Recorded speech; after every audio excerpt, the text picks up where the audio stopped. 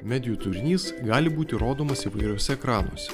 Tai gali būti ir televizorius, kompiuterio ekranas, mobilieji įrenginiai ar tradicinė teatro scena. Neseniai išpopuliarėję 3D išradimai suteikia naują matmenį skaitmeniniam pasauliui.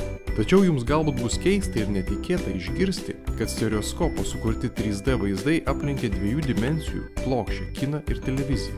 Ši technologija atrasta 1838 metais. Stereoskopas – tai optinis prietaisas iš 2 plokščių atvaizdų sukuriantis erdvinį. Pirmieji bandymai buvo stereoskopiniai nejudantis gamtos ir istorinių vietovių vaizdai. Pirmasis stereoskopinis 3D filmas Meilės galia buvo sukurtas 1922 metais. Beveik prieš 100 metų sukurtas filmas tuomet buvo tikriausias stebuklas. Norint pamatyti 3D efektus, reikėjo naudoti akinius, turinčius raudoną stiklą vienoje pusėje bei mėlyną kitoje. Kam reikalingi specialūs akiniai? 3 dimensijų efektas sukuriamas kartu sujungus ir susluoksniavus 2 skirtingus vaizdus. Paprastai plika akimi tokio efekto pamatyti ekrane negalime, todėl reikia specialių akinių. Kaip tai veikia? Akinių stiklai – tai pora aktyvių lęšių su užraktais, kurie dideliu dažniu persijunginėja, užblokuodami akis.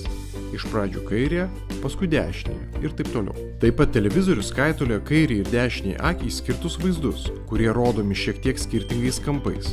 Tai vyksta labai greitai ir mes matome abu kampus vienu metu, o mūsų smegenys suformuoja trimatį vaizdą kaip tikrovėje. Tačiau iš pradžių 3D produkcija buvo prastos kokybės, tad ji naudota dažniausiai tik kaip papildomas efektas galintis nustebinti. Nors buvo keli nesėkmingi bandymai išpopuliarinti 3D 20-ojo amžiaus viduryje ir pabaigoje, viskas pasikeitė ėmus statyti tokius filmus kaip Avataras, kuris pasirodė 2010 metais. Filmo kūrėjai sukūrė gilios erdvės įspūdį, kuri vedė žiūrovus į pasakojimo pasaulį. Tai leido labiau vienyti su personažais, patiems tarsi persikelti į veiksmo vietą ir stipriau patirti ekrane rodomus įvykius. 2010 metai žymi naują erą kine.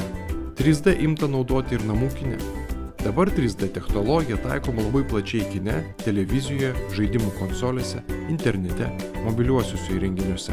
3D televizoriai, kinas, kompiuteriniai žaidimai ir jų atkuriami trimatės realybės vaizdai sukuria įspūdį, kad galima dalyvauti veiksme, pasinerti į jį, vaizdas tarsi išeina iš ekrano ribų, kuriami ištisi virtualūs pasauliai, 3D animacija. Ši technologija vaidina vis didesnį vaidmenį ir ugdyme bei mene. Kurti 3D filmus, animacija yra be galo įtraukiantis užsiėmimas, bent jau taip sako jų kūrėjai. Kaip manote, kodėl?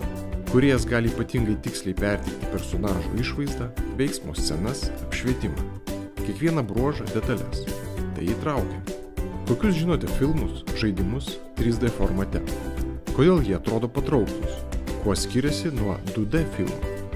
Kaip manote, ar galima tą patį poveikį pasiekti kitais būdais? Pasidalinkite savo nuomonę.